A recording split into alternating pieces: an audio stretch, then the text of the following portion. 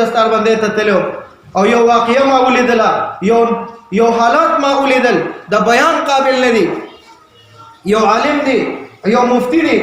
هغه چې کوم دینو چې کله دستار باندې وشي تاسو دی وشمارو تفسیر اچوي هارونه وتا اچوي رشتہ دار وته مبارکي ور کوي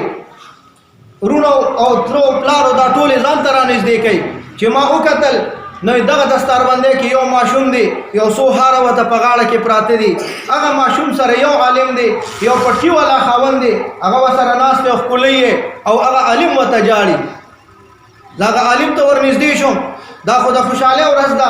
دا خو د شکر ورځ ده ته خو عالم ولې جاړي ماته مولانا صاحب دا خبره پرېدا زه چې څونه غمجن کو تا ته مې زماره وتم غمجن شي زیات په غمجن شي د افسوس د وجه نه جاړم څه چل شوی دی وی دا چې کله زما دا وی خوري دي دا ماشوم او دا حافظ زما خوري دي و چې کله دا د مور د پلار وی نوکرو چې کله دی پیدا شونه وی پلار په غي کې واغشت چې کله براغي او دې خپل زما دې خور ته وی چې پلان کې زبر ددن حافظ د قران جوړو او خپلو به ځان ته ورانځي کوي چې ددن بز عالم د قران جوړو دا الله کړو سلور میاشتې د تیرې نه وی چې هغه پلار اکسیډنټ وکړو وفات شو یتیم پاتې شو دا ماشوم د سلورو میاشتو وې زماغه خور د خپل خاوند د کټ د جنازې سره په مړینه باندې هغه ته مخامخ دا ماشوم ونیو چې خاوند استاد ارمانو چې ددن بز حافظ جوړوم استاد د کټ سره د تا سره دا وعده کوم زه په پردو کوڅو کې خدمتونه کوم خو استاد دې بچینه بز حافظ د قران جوړوم دا ارمان به پوره کوم وې سو وخت تیر شو دا ماشوم داس یو نیم کال خو شاته ورسېد کال نو وخت په دغه دوران کې زما دغه خور ته کینسر بیماری ولګېده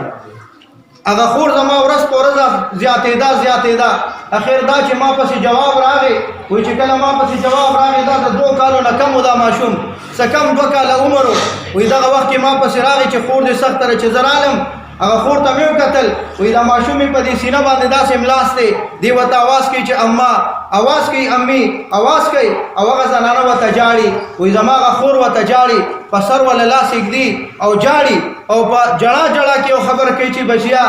زما زندگی دا زما زندگی باقی نه ده زه ختمېدو والا یم زما داسې بیماری ده چې زما ژوند د ختمېدو والا دی خو نور مې سنشته خو ستا پلار سره سترګې نشم لګولی ما ستا د پلار سره د جنازې په کټ باندې یو وعده کړې وه چې ستا د دې بچي نه به زه حافظ جوړوم نن الله ما ته دونه زندګي را نه کړه چې ما هغه ارمان ستا د پلار سره کړی وی نو چې څنګه د پلار ارماني د دنیا نه تللی داسې زم د دنیا نه ارماني زم افسوس په دې دی چې ستا پلار ته به زه سترګې نشم لګولی او هغه بچي ته یې جړل او په سلګو کې د هغې نه روپلاړه وفات شوه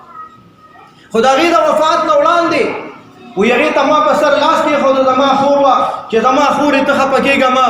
زما دا یو خورهی دی او زه به انشاءالله د ده نه حافظ جوړم تا سره زه دا وعده کوم وی نن ما هغه ارمان د خور پوره که نن ما هغه ارمان د اوښې پوره که په دې مدرسه کې دا حافظ جوړ شو خو مولوي صاحب په دې جاړم په دې خبره جاړم چې کاش چې د پلار لګوي چې دا خپل بچی ځان ته رانږدې کړی وي او هغه دا کتلی وي چې نن حقیقت کې د ما د زوی نه حافظ قرآن جوړ شو کاش چې نن د مور په کور کې وي اوس چې د دې ځای نه خلک ځي نو کور ته به رواني مور کې به ورته درشن کې به ورته مور به ورته درشن کې او دروازه کې ولاړې خپل بچی ته به څېره ور واچي ځان ته به یې رانږدې کړي خپل به کړي ځکه یو حافظ قرآن یې جوړی ته راغی کور ته راغی وی ډېر افسوس سره دا خبره کوم نن به دا ماشوم د دې ځای نه د کور په ځای باندې زه قبرستان ته بوځم د مور او د پلار قبر سره به دروم چې دنه مې دله حافظ جوړ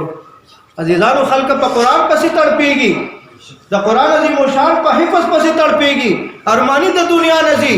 مونږ ته الله مقرره کړې ده په کور کې الله حافظان را کړي دي ټولې بهترین قاریان را کړي دي ولې د دې نه مونږ فایده وانخلو ولې دا خپل بچي مونږ حافظان جوړ نه کړو چې سبا له زم جاړم سبا له تم جاړې سبا له ارمان کې کاش چې نن زما بچي همداسې وي په ورځ د محشر باندې د الله په عظیم دربار کې به خلک چې کوم دی ولاړ وي پیغمبران به په نفسي نفسي گویاوي پیغمبران به په نفسي نفسي گویاوي او په هغه دوران کې به د جهنم فیصله چې پچا شوي وي یو حافظ قرآن به د 10 کسانو جهنمیانو چې فیصله پې شوي هغه به چې کوم دی نو هغه جنت ته به ځي ورسره هغه ورځ باندې به وایي چې کاش چې زما په بچو کې حافظ وي